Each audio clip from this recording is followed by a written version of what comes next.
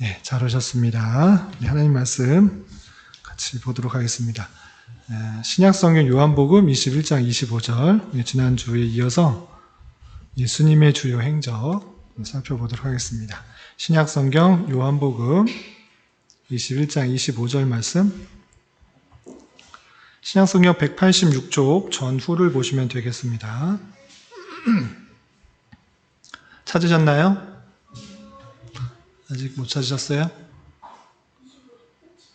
예, 한 절이니까 우리 큰 목소리로 함께 봉독합니다.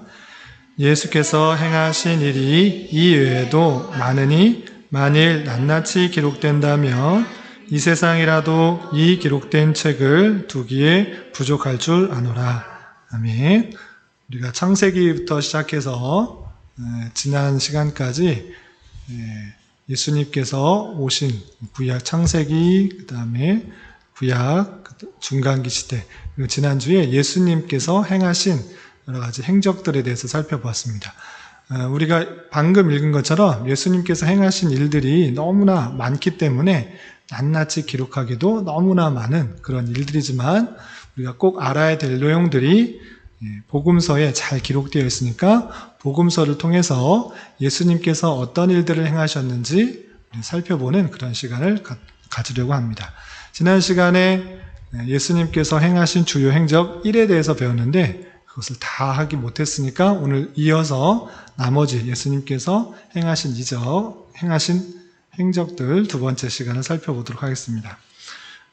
예수님께서 행하신 일들, 내용, 그리고 말씀하신 것, 그 내용 자체를 살펴보는 것도 중요하지만 그것을 잘 이해하기 위해서는 예수님께서 어떻게 행하셨는지, 또 어디를 다니셨는지, 그리고 그 지형이 얼마나 떨어졌는지, 얼마나 가까운지 이런 것들을 잘 살피고 알고 있다면 예수님께서 행하신 일들에 대해서 더 잘 알 수가 있기 때문에 이런 것들을 배우는 겁니다.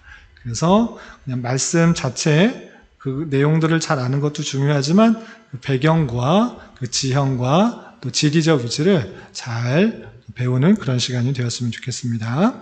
지난 시간에 했던 거 복습하고 이어서 예수님의 행하신 행적들 그 두 번째 시간을 이어가도록 하겠습니다. 첫 번째, 예수님께서 태어난 곳이 어디라고 했죠? 베들레헴, 예루살렘에서 멀지 않은 그런 곳입니다. 예수님께서 탄생하셨고요. 이건 설명은 지난주에 했던 거는 설명하고 지역적, 지리적 위치만 잘 살펴보도록 하겠습니다. 예수님께서 태어나시고 낳은 지 8일 만에 예루살렘으로 가서 할례를 받으셨습니다. 그리고 헤롯에 의해서 죽임을 당할 것을 피하기 위해서 애굽으로 피난을 갔다 됐습니다. 그리고 헤롯이 죽은 이후에 다시 애굽에서 나와서 나사렛으로 갔는데 나사렛이 어딘지 잘 익혀주시기 바랍니다. 예수님의 별칭, 예수님께서 나사렛 예수라는 그런 별칭이 있으세요. 왜 나사렛 예수라고 불리울까요? 나사렛에서 뭔가 한 일이 많으시죠. 예, 예수님께서 나사렛에서 한 일이 많기 때문에 나사렛에서도 많고 다른 데도 많은데 예수님의 고향이 그래서 그래. 태어난 곳은 베들레헴이시지만 예수님께서 쭉 자라온 곳이 어디다? 나사렛, 집이 나사렛이에요. 그래서 나사렛 예수라고 이렇게 불리는 것입니다. 나사렛은 갈릴리 바다에서 멀지 않은 곳이다. 이렇게 외워두시기 바랍니다. 그리고 예수님께서 12살 정도 되셨을 때 유월절을 지키려고 예루살렘에 한번 오셨었는데 부모가 예수님을 놓고 그냥 온 적이 있었습니다. 그리고 예루살렘에서 예수님께서 율법사들과 대화를 나누셨고요. 그리고 다시 되돌아오셔서 나사렛에서 계속 자랐습니다. 그래서 나사렛에서 아버지를 도와서 목수의 일을 하면서 30세, 약 30세까지 성장을 하셨고 30세가 된 쯤에 요단강으로 오셔서 누구에게 세례를 받았죠? 세례 요한으로부터 세례를 받으시고 비로소 공생애를 시작했다. 공생의 뜻이 무엇인지 다 아시죠? 공생의 뜻 모르세요? 지난주에 했는데 자기의 사적인 생애가 아니라 개인적인 생애가 아니라 이제 사람들을 위한 공적인 생애를 하시는 거예요. 그렇기 때문에 예수님께서는 죄가 없으시지만 다른 사람들을 대신하여 삶을 살기 위한 그런 표현으로 세례를 받으셨다 이렇게 배웠습니다. 세례를 받으시고 성령에 이끌려서 광야로 가셔서 40일 동안 금식을 하시고 마귀에 이끌려 3가지 시험을 받으셨습니다. 그 광야가 어디 광야인지는 구체적인지는 알 수가 없어요. 그렇지만 광야로 이끌려서 시험 받으시고 그리고 시험이 끝나시고 베다니로 가셔서 사람들을 만나시는데 제자를 삼으시는데 이 베다니가 어딘지 잘 눈여겨보시기 바랍니다. 이곳을 익혀놔야지 성경을 읽을 때 더 구체적으로 또 입체적으로 잘 이해할 수가 있어요. 그냥 성경에 베다니 나오면 그냥 뭐 어디 있나 보다 이렇게 생각하는 것이 아니고 요단강에서 얼마 떨어져 있지 않는 그런 지역 또 사이에서 또 북쪽으로 좀 떨어져 있는 곳 이렇게 이해하시면서 지역을 외우시면 성경을 읽을 때 많은 도움이 됩니다. 그리고 베다니에서 제자를 첫 번째 만나셨다가 다시 갈릴리 지역으로 이동을 하셨습니다. 그리고 다시 가나라는 곳에서 처음 예수님께서 이적을 행하셨습니다. 처음 행하셨던 이적이 무엇이죠? 혼인잔치에서 물로 포도주를 만드는 이적을 행하셨습니다. 그리고 가나에서 나와서 가버나움으로 가셨는데 가버나움은 갈릴리에 있는 갈릴리 호수에 붙어있는 도시다. 북쪽에 붙어있는 도시다. 이렇게 외우시면 되겠습니다. 이 가버나움에서 다시 베다니에서 만났던 제자들을 부르셔서 내가 누군지 확실히 알리고 그리고 확실한 제자로 삼으셨어요. 첫 번째 만날 때는 예수님이 누구인지 긴가민가 했어요. 좀 신기한 것 같은데 정말 예수님이 맞나? 우리가 기다렸던 메시아가 맞나? 이렇게 생각하면서 따르지 않았다가 가버나움에서 다시 해변에서 물고기를 잡고 있는 그런 베드로, 야고보, 요한을 부르실 때 정말 이분이 특별한 능력을 갖고 계신 메시아가 맞구나 생각하면서 예수님을 따르게 되었던 것입니다. 그리고 나서 첫 번째 유월절을 지키기 위해서 예루살렘으로 가셨습니다. 그래서 첫 번째 예루살렘 때 오셔서부터 이 예루살렘에서 성전을 정화하는 성전을 정결케 하는 일을 행하셨습니다. 다른 복음서에서는 성전 정화의 일이 예수님께서 붙잡히시기 전에 마지막으로 예루살렘에 들어가셨을 때 성전을 정결케 하는 일을 행하신 것처럼 보이지만 요한복음에 의해서는 첫 번째부터 나오는 것을 볼 수 있습니다. 첫 번째 유월절 때 성전을 정화하신 일이 있었고 나중에 예수님께서 다시 예루살렘에 오셨을 때도 비슷한 성전 정화의 일들을 한 번 더 한 것으로 그렇게 이해하시면 더 좋겠습니다. 그래서 한 번 했나 두 번 했나 이쪽에서는 처음 한 것 같이 보이고 다른 복음서에서는 마지막에 한 것처럼 보고 성경에 오류가 있나 이렇게 생각할 것이 아니라 2번 했을 가능성이 많다 이렇게 생각하시면 될 것입니다.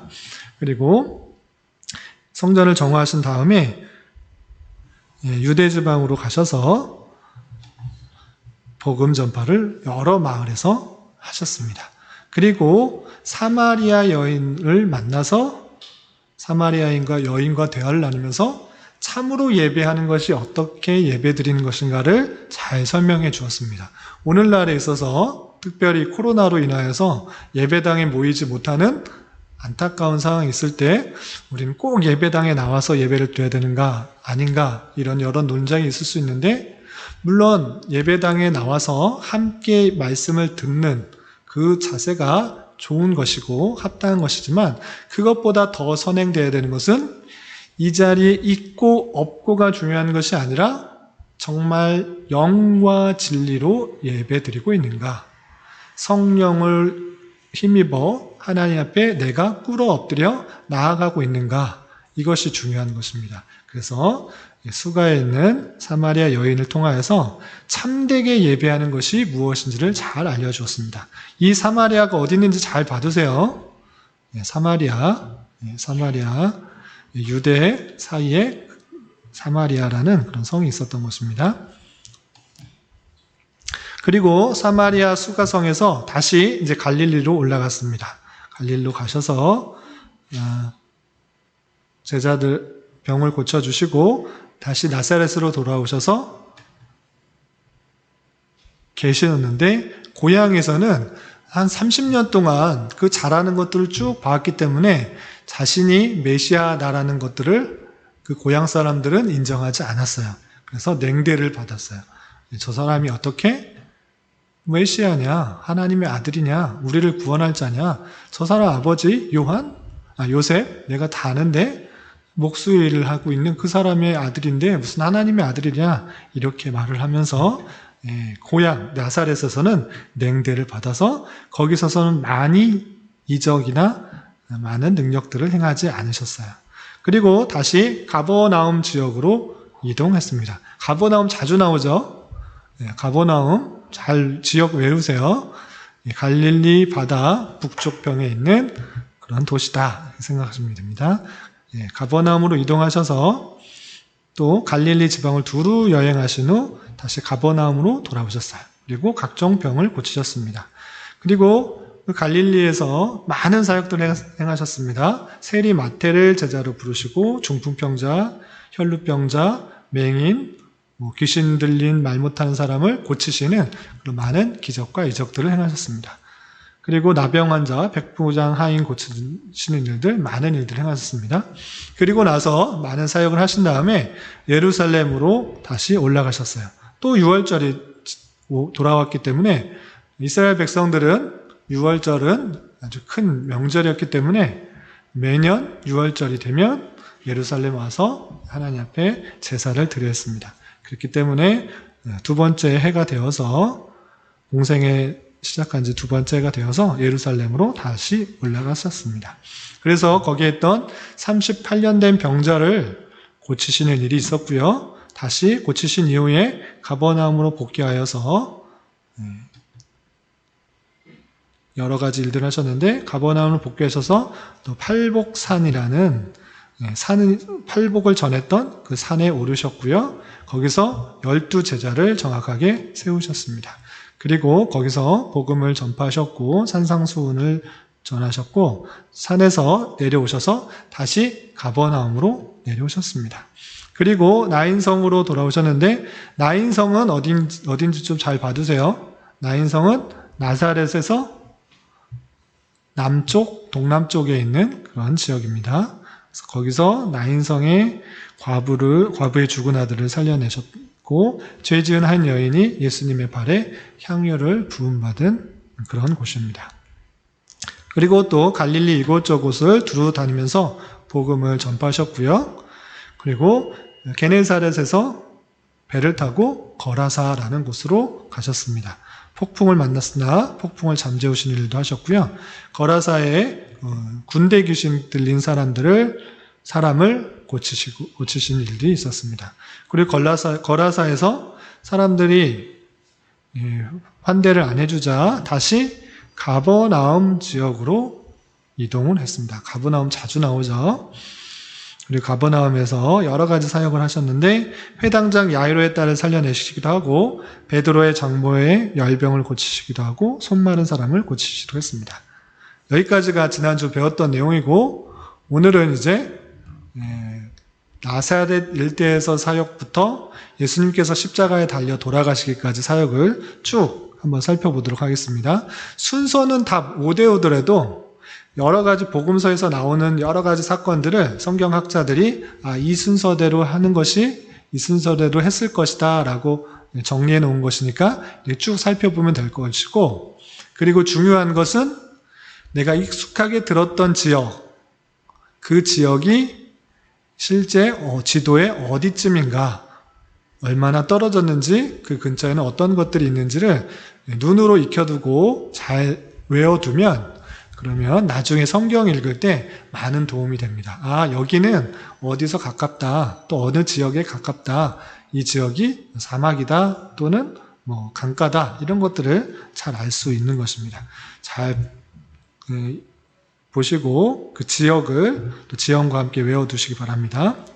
계속해서 보면 이제 나사렛을 떠나셔서 갈릴리 여러 성읍과 마을을 전도하고 가버나움으로 또 다시 가셨습니다.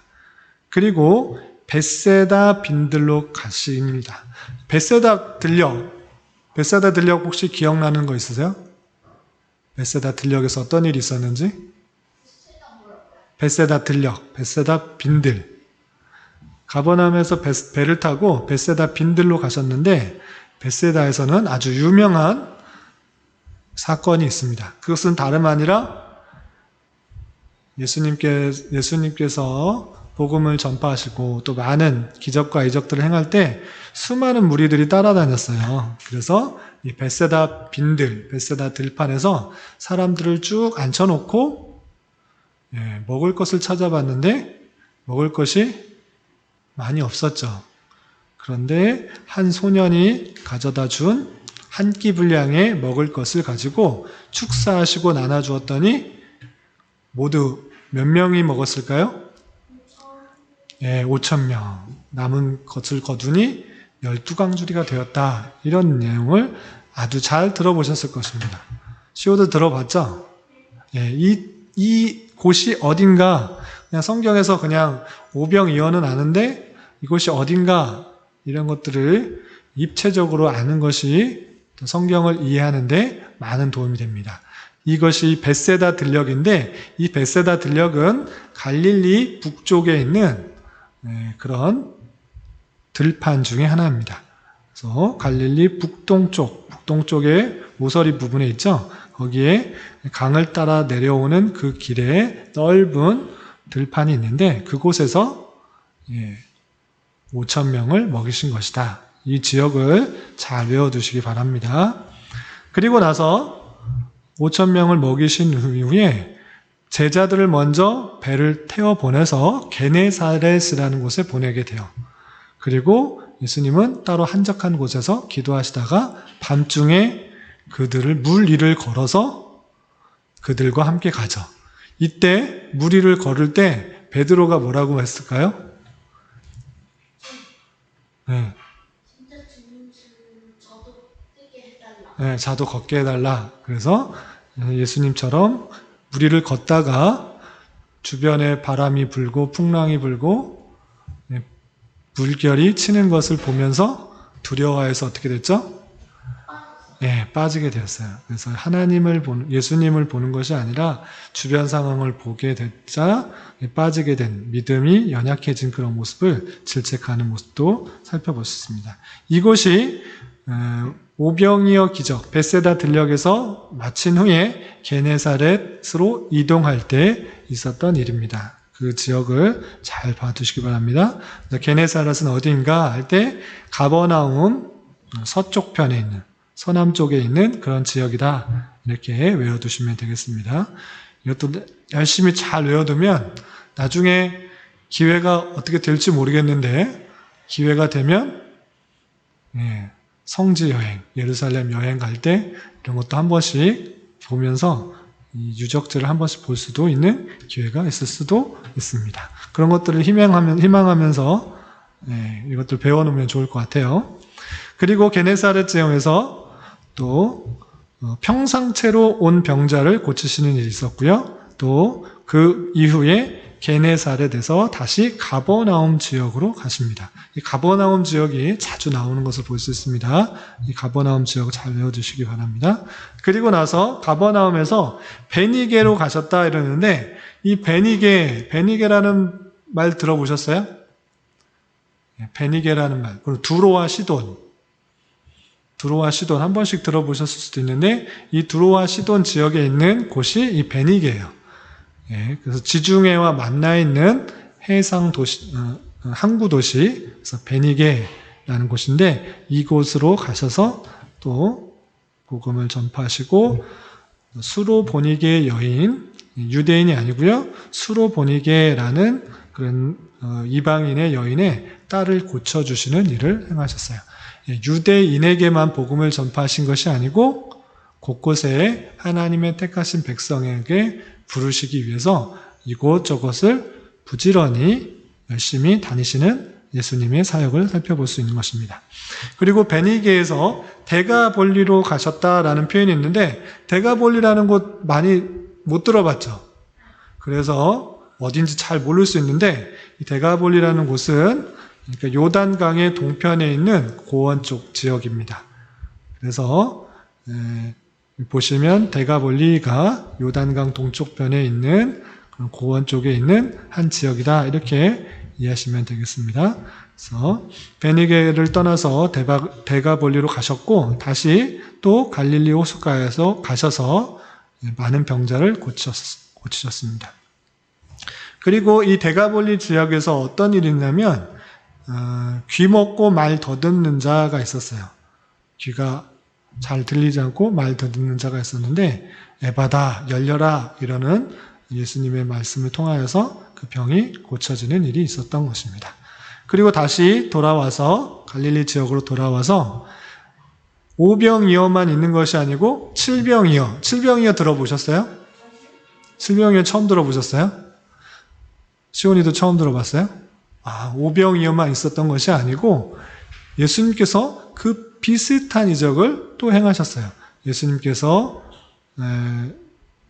많은 일들, 기적들, 이적들을 행할 때 사람들이 따라왔는데 요번에도 마찬가지로 물고기 2마리와 보리떡 7개를 가지고 축사하시고 사람들에게 나눠줬더니 몇 명이 먹었을까요? 4,000명을 먹었어요. 또 거두었더니 7강주리가 남았어요. 그래서 이 일이 2번 있었어요. 오병이어도 있고 칠병이어도 있고 성경을 잘 읽으면 2번씩이나 나와요. 2번씩이나 행하신 이유가 뭘까요, 그럼?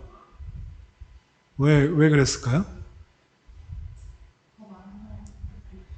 더 많은 사람에게 보이시려고. 첫 번째 이적을 행했을 때 제자들조차 그것이 무슨 뜻인지 몰랐어요. 그냥 많은 사람에게 먹을 것, 배고프니까 먹을 것을 주신 줄만 알았어요. 그런데 요한복음의 내용, 6장의 내용을 잘 보면 그것을 행하신 이유가 있어요. 그것이 무엇이냐면 생명을 살리는 그런 자가 바로 나라는 것들을 알려주기 위해서 참된 생명이요, 참된 떡이라는 떡이 누구인지를 알려주기 위해서 그 이적을 보여준 거예요. 단순히 사람들에게 배부리려고 그런 것이 아니고 참된 떡이 누구인지, 생명을 살리는 참된 떡이 다른 것이 아니라 나다, 내가 생명의 떡이다 라는 것들을 알려주기 위해서 행했는데 제자들조차 그 사실을 알았을까요? 몰랐을까요? 잘 알지 못했어요.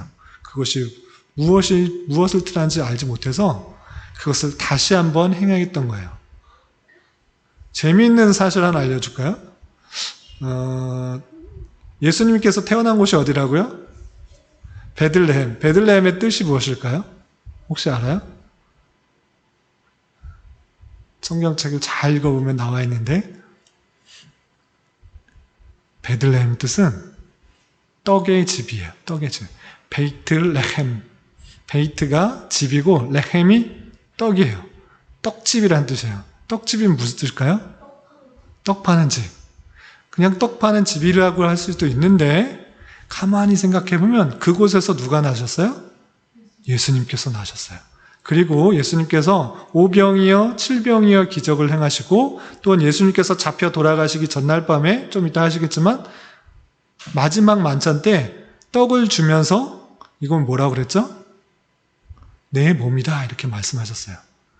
생명의 떡으로 오신 분이 주님이라는 것들을 잘 보여준 거예요. 우리는 그냥 육의 양식, 육의 떡만 먹으면 사는 줄 알지만 그것보다 더 중요한 것은 영의 양식, 영의 떡으로 오신 예수 그리스도를 통해서만 우리가 살 수 있다는 것들을 알려주는 그런 사건이에요.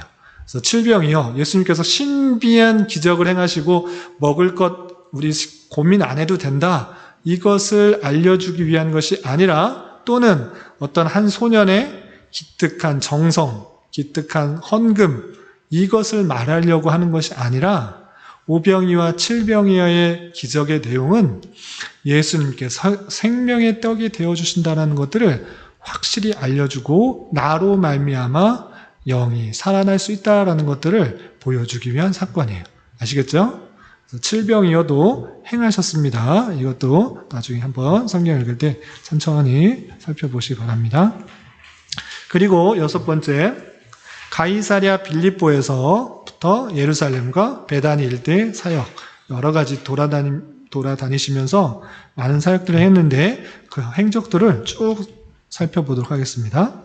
그리고 달마누다 갈릴리 그 일대에서 칠병이어의 이적을 행하신 이후에 달마누다로 이동하셨는데 그 달마누다는 마찬가지로 갈릴리 호수, 갈릴리 바다 그 서쪽 편에 있는 조그만 도시입니다. 그쪽으로 이동하셨고요. 다시 배를 타시고 벳세다라는 곳으로 갔습니다.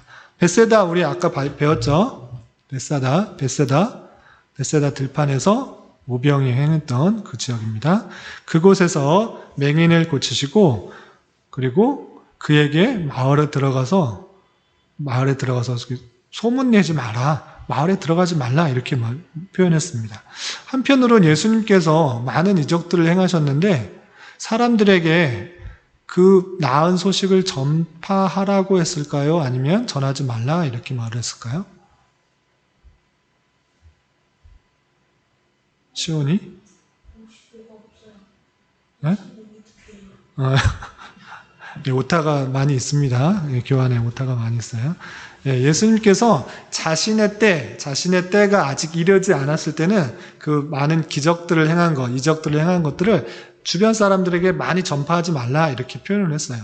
오히려 그렇게 전파하는 것을 통해서 예수님에게 핍박이 오거나 또는 예수님께서 만나야 될 사람들을 만나지 못하게 될 염려가 있기 때문에 그렇게 행하지 못하게 하는 경우가 많이 있습니다.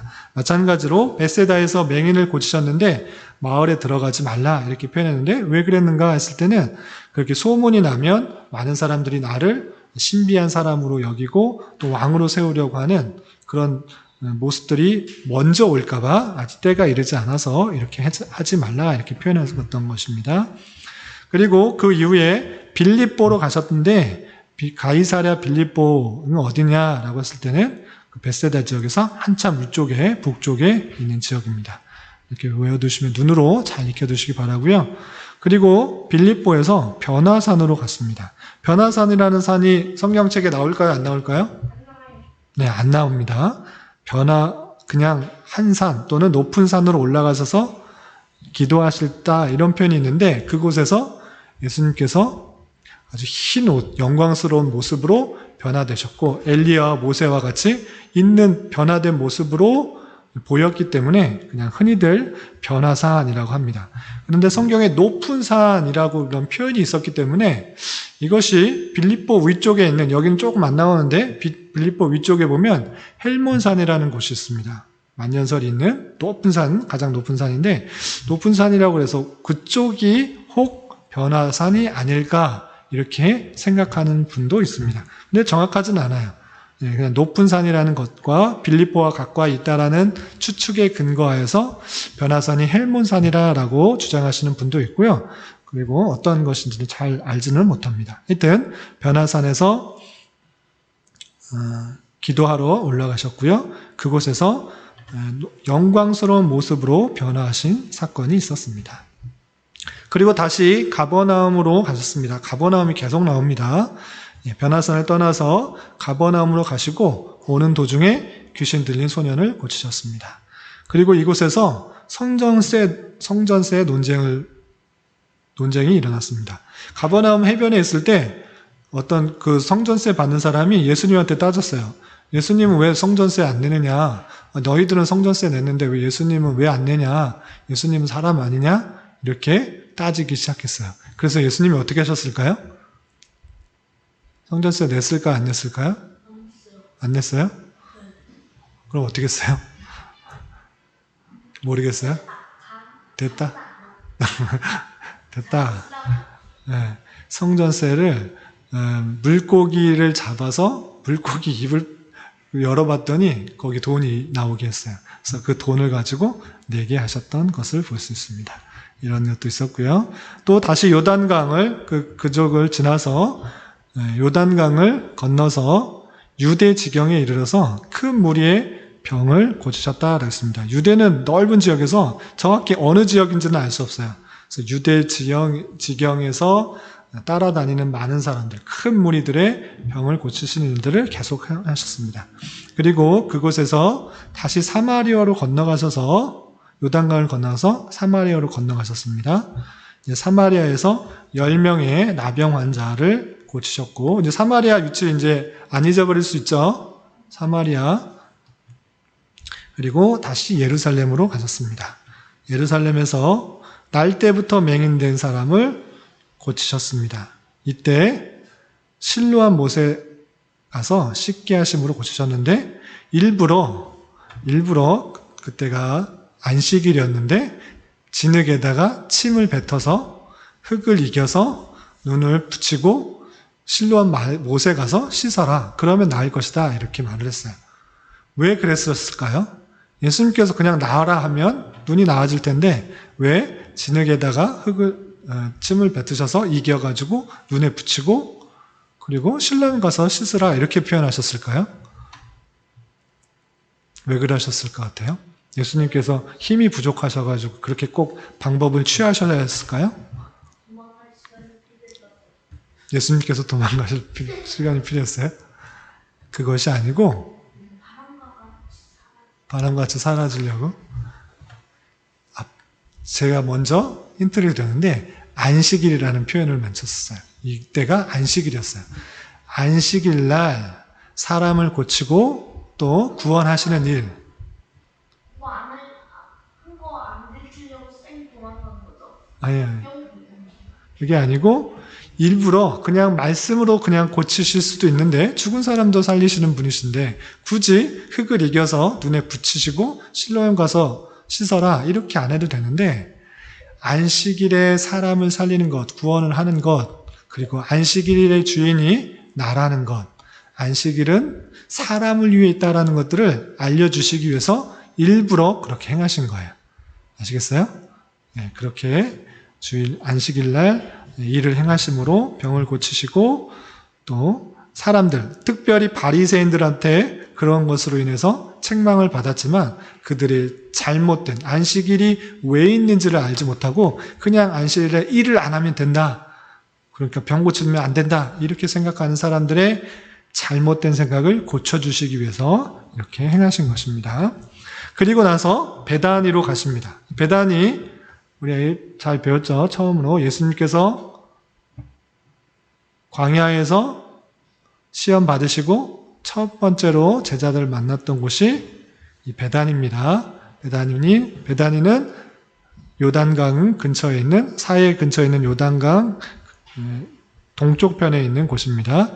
그래서 유대인들이 예수님을 돌로 치려하자 요단강을 건너 요한이 세례를 베풀던 곳으로 그렇게 가셨습니다. 그리고 예루살렘과 베레아 일대에 사요. 이 베다니에서 또 베다니로 갔다 이런 표현이 있어요. 베다니에서 베다니, 같은 베다니가 아니고 다른 베다니예요. 그러니까 예루살렘에 약 5리 정도, 그러니까 2km 정도, 2km 떨어져 있는 곳에 베다니라는 곳이 또 있어요. 우리나라도 광주가 2개가 있고, 인천에도 논현이 있고, 서울에도 논현이 있죠. 그런 것처럼 이 베단이라는 곳이 2군데가 있었던 거예요. 그래서 이 예루살렘 근처에 있는 베다니로 또 가시게 되었습니다. 그래서 이 베다니에서 살고 있었던 마리아와 마르다 그리고 오라비였던 나사로가 죽었었는데 나사로를 무덤에서 나사로야 나와라 이렇게 외침으로 죽었던 나사로를 살리신 일이 이 베다니에서 있었습니다. 이곳이 예루살렘에서 멀리 떨어져 있다고요? 안 떨어져 있다고요? 안 떨어져 있는 곳입니다. 가까운 곳이었습니다. 그리고 에브라임 지역으로 가셨습니다. 에브라임 지역으로 예수님을 죽이려고 하는 무리들이 계속적으로 따라오자 피해서 베다니에서 나와서 빈들에 가까운 곳인 에브라임 지역으로 가시는데 에브라임은 예루살렘의 북쪽편에 있는 들과 또 산악이 있는 그런 지역이었습니다. 그리고 에브라임을 떠나서 또 요단강 건너편에 베레와 지역으로 가서 전례대로 하나님의 말씀을 전하셨고요. 그리고 그 베레아 지역에서 귀신 들려 앓으며 꼬부라져 펴지 못하는 한 여자를 고치셨습니다. 그리고 이때 아이들이 많이 왔어요. 그래서 예수님 구경하려고 많이 왔어요. 그래서 병든 사람, 또 힘든 사람, 그런 사람 고쳐주기도 바쁜데 왜 아이들이 와가지고 이렇게 예수님 귀찮게 하느냐? 사람들이 아이들을 막았을까요? 안 막았을까요? 막았는데 예수님께서는 그 아이들 오는 것을 용납하라고 했을까요? 하지 말라고 했을까요? 네, 용납하라고 했어요. 천국은 이 어린아이와 같이 받드는 자가 들어갈 수 있다. 이렇게 표현하면서 어린아이들을 오는 것을 용납하여 주셨습니다. 그리고 다시 예루살렘으로 떠나셨는데 예루살렘으로 가시는 도중에 수종병 드는 자를 고치셨어요. 이 몸이 부푸는 그런 병인데 이 병 든 자를 고치셨고요. 그리고 이 여리고에서 바디메오, 맹인 바디메오를 고치셨습니다. 그리고 그 여리고에 나와서 예루살렘에 가는 중에 무화과 나무를 저주하는 일이 있었어요. 예루살렘의 도중에 무화과 나무에 열매를 맺어야 되는데 열매가 없었어요. 그래서 무화과 나무를 저주하면서 무화과 나무가 죽게 하셨던 것입니다. 그런데 이때가 무화과 나무가 열리는 철이었을까요? 아니었을까요? 철이 아니었어요. 철이 아니었는데 예수님께서 무화과 나무를 저주하셨어요. 그것은 그냥 무화과 나무가 열매가 안 맺었다라는 것이 아니고 사람에게 있어서 참으로 하나님께 붙어 있으면 그것에 대한 신앙의 열매를 맺어야 함에도 불구하고 그렇지 못한 사람들을 책망하는 수단으로 알게 하여 주시기 위해서 무화과를 대신하여 저주하신 것입니다. 그래서 열매 맺지 못하는 그런 신앙의 사람들, 올바른 신앙을 갖지 못한 사람, 하나님께 온전히 붙어있지 못하여서 바른 열매를 맺지 못한 사람을 저주하고 있는 그런 모습을 볼 수 있습니다. 그리고 다시 베다니를 오셔서 베다니에 살고 있었던 마리아에 오셔서 마리아가 예수님의 발에 향유를 붓는 일을 받으시게 되었습니다. 그리고 나서 예루살렘에 입성하셨습니다. 예루살렘에 가까이 왔을 때 나귀를 타고 입성을 하셨던 것입니다. 이제 마지막입니다. 예루살렘에 입성하셔서 골고다 십자가에 못 박히실 때까지 행적이 어떻게 되는지 살펴보도록 하겠습니다. 이제 새로 바뀐 거예요. 이제 바뀌어서 처음부터 들어가는 길을 살펴보도록 하겠습니다. 그래서 예루살렘에 입성하실 때 무엇을 타고 가셨다고요? 왜 나귀 새끼를 타고 가셨을까요? 네? 편하니까. 예언이 되어 있어요. 예언이 되어 있었기 때문에 나귀를 타고 가셨고, 그리고 멋진 큰 말을 타고 가신 것이 아니라 낮고 천한 모습으로, 종된 모습으로 보여주시기 위하여 사람같이 힘과 무력과 세상적인 권력을 가지고 성에 들어가시는 것이 아니라 낮고 천한 모습으로 또 이 땅에 오셔서 하나님의 말씀을 이루시고자 예언된 대로 나귀를 타고 입성하셨습니다. 그때 많은 사람들이 기뻐했을까요? 슬퍼했을까요? 슬퍼했을까요? 네, 기뻐했어요. 많은 사람들이 저렇게 수많은 이적들을 행하시고 역사를 행하시는 분이 이제 예루살렘으로 들어오셨구나. 이제 우리나라는 헤롯이 안 다스리고 또는 빌라도가 다스리지 않고 이제 우리 민족 출신인 예수란 사람이 왕이 되어서 힘 있는 나라로, 강대한 나라로 만들겠구나. 구약에 예언됐던 그 나라가 이제 돌아오겠구나 하고 호산나 다윗의 자손이여 하면서 호산나 호산나 찬송하면서 종려나무를 흔들면서 왕의 대접을 했어요.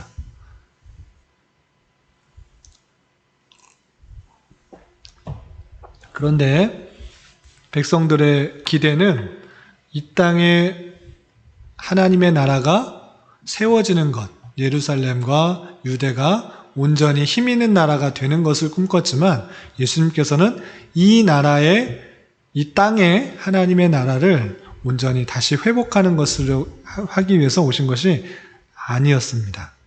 예수님께서는 오히려 택하신 모든 백성을 위해 십자가에 달려 돌아가시기에 왔다라는 사실들을 잊지 말아야 될 것입니다. 우리 시오 조금만 집중해서 이제 마지막이니까 살펴보도록 하겠습니다. 그리고 예루살렘에 들어오셔서 제일 처음으로 헤롯 성전에 오시게 됩니다. 마태복음과 마가복음은 이때 성전 정화를 한 것으로 나와요. 이때 다시 들어와서 성전에서 장사하는 사람들을 꾸짖고 혼내시면서 내 집은 만민이 기도하는 집이다 이렇게 표현하시면서 성전을 거룩하게 하였습니다. 그리고 돌아오셔서 큰 다락방으로 가십니다. 이때가 유월절이었기 때문에 유월절 만찬을 나누기 위해서 제자들과 나누기 위해서 큰 다락방으로 가게 됩니다. 성경에는 큰 다락방으로 표현됐는데 이 전례에 의하면 이 큰 다락방은 마가에 살고 있는 큰 다락방이다. 마가의 다락방이다. 마가 다락방이다. 이렇게 표현하고 있습니다. 그래서 마가 다락방에서 유월절 최후의 만찬과 세족식 서로의 발을 예수님께서 제자들의 발을 씻어주는 그런 일들을 행하셨습니다. 그리고 제자들의 발도 씻겨주시고 최후의 만찬도 하시고 이제 이 성만찬을 내가 올 때까지 계속 기념하라 라고 하신 다음에 예수님께서는 겟셋만의 동산에 가셔서 열심히 기도하셨습니다. 이 겟셋만의 동산이 어디냐고 하면 이 성전의 예루살렘 성의 동쪽 편에 있는 감람산에 있는 그런 동산이에요. 아시겠어요? 겟셋만의 동산 이런 표현만 들어봤는데 그 지역이 어딘지 잘 모를 텐데 겟셋만의 동산은 성전의 동쪽 편에 있는 감람산에 있는 그런 동산이다. 그렇게 이해하시면 되고요. 그리고 그렇게 갈 때는 어떻게 가는지는 구체적으로 알 수는 없어요. 남쪽에 있는 문을 따라가는지 동쪽에 있는 문을 통해서 가셨는지 알 수는 없습니다. 그렇지만 성전 동쪽편에 있는 겟셋만의 동산으로 가셨고요. 거기서 열심히 땀이 피가 되도록 기도를 하신 후에 3번이나 제자들에게 함께 기도해라 이렇게 했음에도 불구하고 제자들은 너무 피곤해서 함께 기도하지 못하고 졸고 있었던 모습을 볼 수 있습니다. 그리고 예수님의 제자였던 한 명 중 가룟 유다에 의해서 군병들에게 팔려가서 군병들에게 붙잡혀 가게 됩니다. 그래서 군병들에게 붙잡혀서 다시 끌려오게 되는데 이때도 동쪽에 있는 문으로 왔는지 남쪽에 있는 문으로 왔는지 확실하게는 알 수 없어요. 그렇지만 오기에는 남쪽에 있는 문으로 와야지 그 가야바 대제사장에 있는 집으로 가기가 편하기 때문에 남쪽으로 오지 않았을까라고 생각하시는 분도 많이 있습니다. 어쨌든 겟셋만의 동산에서 기도를 마친 후에 가룟 유다에 의해서 팔려고 군병들에 의해서 예수님께서 붙잡혀서 다시 성 안으로 들어오게 됩니다. 그리고 끌려와서 어디로 가느냐? 대제사장 가야바 집들에서 공회가 열려요. 많은 사람들이 모여서 이 사람이 잘못했느냐 못했느냐 예루살렘에 안에 있는 가야바 대제사장 집들 안에서 판단하는 거예요. 혼자 판단하는 것이 아니고 또 제사장들과 또 바리새인과 서기관들 많이 모여서 공회를 열어서 공동으로 회의를 하는 거예요. 그래서 예수님께서 잘못했느냐 못했느냐 이런 것들을 따져 묻는 것이죠. 그런데 어떤 죄도 찾지 못하다가 내가 하나님의 아들 맞느냐 이렇게 물어봤더니 내 말이 맞다 이렇게 표현한 거예요. 그러면 신성모독이다. 어떻게 하나님의 아들이 사람일 수가 있느냐? 이것은 신성모독이다. 하나님을 모독한다. 라고 해서 이 사람은 사형을 쳐야 된다. 이렇게 결정을 하게 되었습니다. 그런데 대제사장이 그렇게 결정을 해도 죽일 수가 있을까요? 사형에 처할 수 있을까요? 없을까요? 네, 없어요. 네, 사형을 청할 수 있는 것은 왕이 할 수 있는 거지. 예루살렘의 공의회, 유대인들의 회의에서는 그것을 사형을 집행하지 못해요. 그래서 빌라도에 그래서 총독이었던 빌라도에게 보내게 됩니다. 그리고 이때 대제사장 집에서 예수님께서 신문당하고 있을 때 예수님의 수제자였던 베드로는 무엇하고 있었을까요? 저 멀찌감치 따라서 보면서 예수님이 어떻게 되나 보다가 3번씩이나 난 예수님을 모르는 사람이다. 난 전혀 관련 없는 사람이다. 진짜 모른다. 3번씩이나 부인했던 일이 이 대제사장 집 뜰 안에서 있었던 것입니다. 그리고 자신들이 사형을 집행할 수 없었기 때문에 이 팔레스틴 지역을 다스리고 있었던 로마의 총독, 로마에서 파송된 다스리는 사람, 총독, 그 빌라도에게 보내는 것입니다. 그래서 그 예수님을 끌고 빌라도에게 가는데 이 빌라도에 사는 곳, 재판장은 어디냐면 성전 있죠? 그 성전에 모서리에 붙어 있어요. 지금 가려져 있는데 그 빌라도의 관정으로 끌고 간 거예요. 쭉 끌고 가서 빌라도에게 데려가서 이제 예수님을 재판하려고 합니다. 이때 데려왔을 때 로마 병정들이 예수님을 모욕하면서 책짓질을 하였습니다. 그런데 빌라도가 보았을 때 이 사람이 갈릴리 사람 아니냐? 갈릴리 사람이면 내 관할이 아니다. 내 관할은 그쪽 지역이 아니니까 갈릴리를 다스리고 있었던 헤롯 안티바스, 헤롯에게 가서 이 사람을 재판해라. 나는 이 사람 모르겠다. 나한테 데리고 가지 말라. 이렇게 말을 했어요. 그래서 빌라도가 갈릴리 사람이라는 것들을 예수님이 갈릴리 사람이라는 것을 알고 관할 지역이었던 헤롯 안티바스, 성경에는 헤롯이라 표현됩니다. 헤롯에게로 보내게 됩니다. 그래서 그 안에 중앙 지역에 있었던 헤롯 궁, 헤롯 안티바스 궁, 헤롯 대왕이 있었던 궁은 서쪽 편에 또 있고 그 안쪽 편에 헤롯 궁이 있었는데 이쪽으로 데려갔을 것이다 이렇게 생각을 합니다. 그런데 헤로데였을 때 예수님이 왔을 때 헤롯이 좋아했을까요? 싫어했을까요? 싫어했을까요? 좋아했어요. 왜 좋아했을까요? 말로만 듣던 그 사람이 내 앞에 있다니, 아니 이쪽 저쪽 다니면서 신비한 기적도 행하고 이적도 행하고 여러 가지 걸 행한다? 그렇다면 나에게도 행해봐라. 내 앞에서도 기적을 행해봐라 라고 이적을 볼까 해서 예수님이 온 것을 좋아했는데 예수님께서 뭐 기적이나 이적을 행하셨을까요? 안 하셨어요. 그러니까 아니 뭐야 그렇게 수많은 이적들을 행하고 사람들을 살렸다면서 뭐 기적을 볼 수가 없네? 그건 거짓말이었나?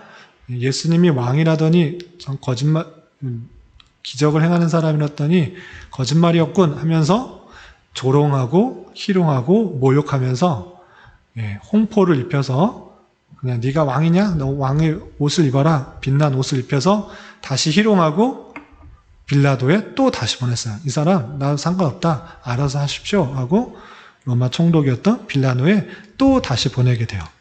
그래서 빌라도는 예수님께서 오시자 이 사람 아무리 봐도 큰 죄가 없는데 사람들이 다 좋아하고 사람들을 고치고 치유하고 그랬는데 사람을 죽일 만한 근거가 없었습니다. 아무리 봐도 빌라도는 예수님을 죽일 만한 근거가 없어서 이 사람 죽일 만한 잘못을 저지른 거 없다. 그냥 풀어주고 놓아주자. 이렇게 말을 했어요. 그런데 백성들이 그것들을 찬성했을까요? 반대했을까요? 반대했어요. 아닙니다. 그 사람 놓아주면 안 됩니다. 죽여야 됩니다. 신성을 모독했습니다. 하나님을 욕되게 했습니다. 라고 말하면서 차라리 바라바를 놓아주시고 예수님을 매달아 죽이십시오. 이렇게 요구를 했어요.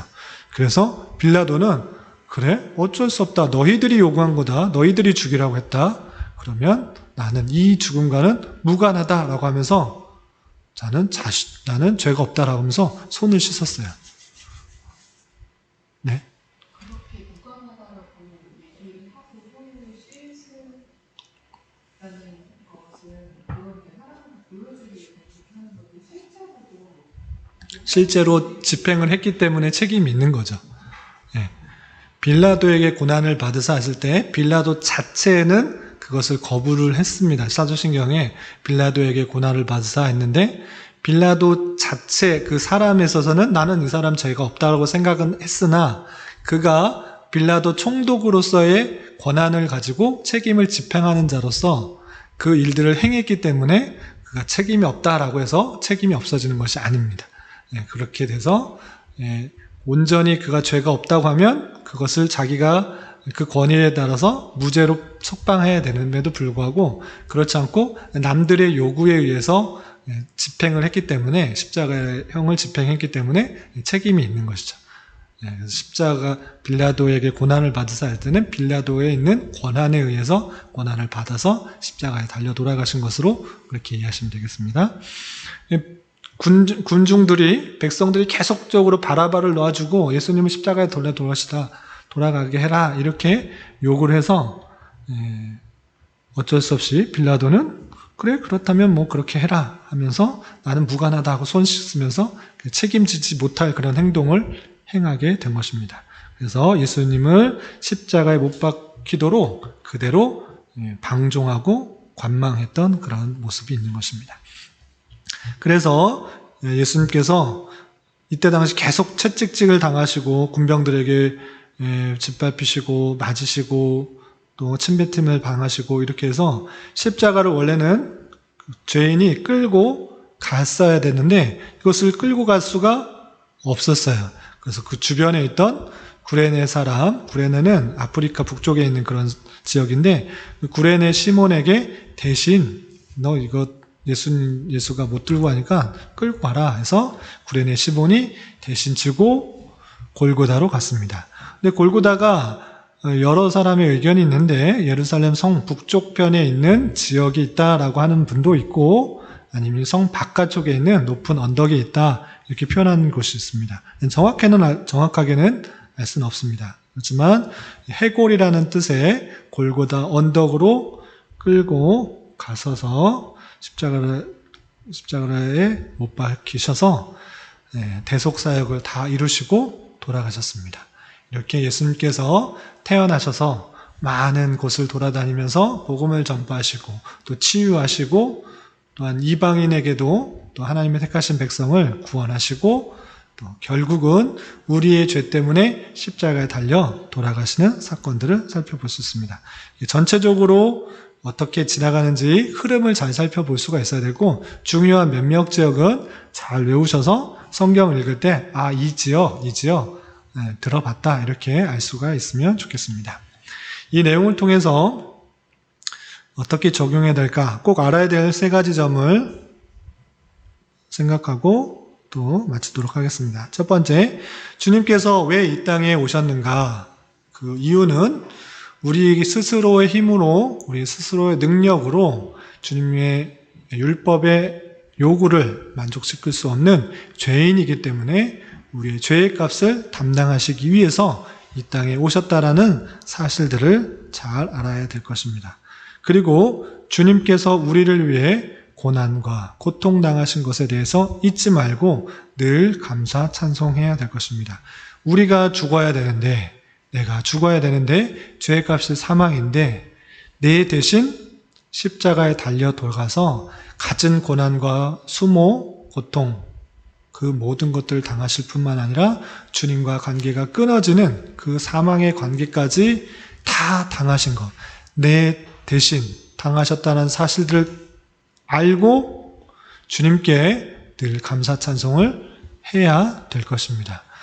주님이 그렇게 하지 않으면 내가 그렇게 수모와 고난과 고통을 당하고 죽어야 되는데 그 모든 것들을 나 대신 당하셨다는 사실을 절대 잊지 말고 늘 주님께 감사 찬송해야 될 것입니다. 또한 주님께서 십자가를 지지 않으실 수 있는 능력이 있음에도 불구하고 주님께서는 기꺼이 택하신 백성을 위해 십자가를 담당하셨습니다. 마찬가지로 제자들에게 나를 따르려고 하는 자들은 자기 십자가를 지고 따라라 이렇게 표현하고 있습니다. 또한 주님께서 고난을 받으신 것처럼 우리 또한 고난을 받는 것이 마땅하다 이렇게 표현하고 있습니다. 따라서 주님을 따르는 자로서, 주님의 제자로서 주님께서 원하셨던 그런 삶을 살아가기 위해 내가 감당해야 될 십자가가 무엇인지, 내가 피할 수도 있지만 내가 감당하여서 내게 맡겨진 그 일들을 잘 감당하는 것, 내게 맡겨진 십자가를 짊어지고 주님의 길을 따라가는 것, 그것이 주님께서 원하시는 삶이라는 사실들을 잊지 말고 그렇게 가는 삶이 어렵고 힘들고 고난스러운 길이라도 기쁜 마음으로 또한 이후에 있을 영광을 생각하며 잘 감당할 수 있어야 될 것입니다. 이렇게 자기 십자가를 잘 지고 감당할 수 있는 저와 여러분이 되시기를 주님의 이름으로 부탁을 드립니다. 기도하겠습니다. 하나님 아버지 감사합니다. 오늘 주님께서 공생애 동안 또 행하신 여러 가지 일들과 또 사역과 또 십자가에 달려 돌아가시는 또 행적들을 살펴보았습니다. 주님께서 우리를 위해 이 땅에서 오셔서 또 많은 고난과 또 수모와 고초를 당하셨던 이를 생각하며 우리 대신 이 모든 것들을 담당하신 주님께 더욱더 감사하게 하여 주시고, 주님께서 십자가에 달려 돌아가심으로 말미암아 내 죄가 씻겨지고 주님과의 관계가 회복되며 주님의 자녀로서 주님의 백성으로서 살아갈 수 있게 됐다는 사실들을 잊지 않고 지내게 하여 주시옵소서. 주님, 주님의 백성으로 또 주님의 종으로서 또 주님의 자녀로서 우리에게 맡겨진 여러 가지 십자가가 있음을 기억합니다. 쉽고 편한 길만 찾으려고 하지 않게 하여 주시고, 내가 감당해야 될 일들이 있다고 하면 그 십자가를 붙들고 주님께서 원하시는 길을 잘 걸어가게 하여 주시고, 그 길을 가는 동안 만나게 되는 여러 가지 어려움과 또 고난과 혼란 속에서도 잘 견디고 또 극복함으로 말미암아 주님께서 또 신실하게 채워주시고 역사하시고 이끌어주시는 섭리의 손길들을 발견할 수 있도록 인도하여 주시옵소서. 특별히 코로나19로 인하여서 많은 성도들이 또 어려움 가운데 있습니다. 주님, 그들과 함께하여 주시고 위로하여 주시고 함께하여 주시사 주님께서 원하시는 삶의 모습과 또 방향들을 잘 깨달아 살아가기에 힘쓰게 하여 주시고, 오직 주님으로부터 오는 힘과 능력으로 살아가게 하시며 주님과 함께한다는 그런 관계 속에서의 기쁨으로 날마다의 삶을 살아갈 수 있도록 인도하여 주시옵소서. 예수님의 이름으로 감사히 기도드리옵나이다. 아멘.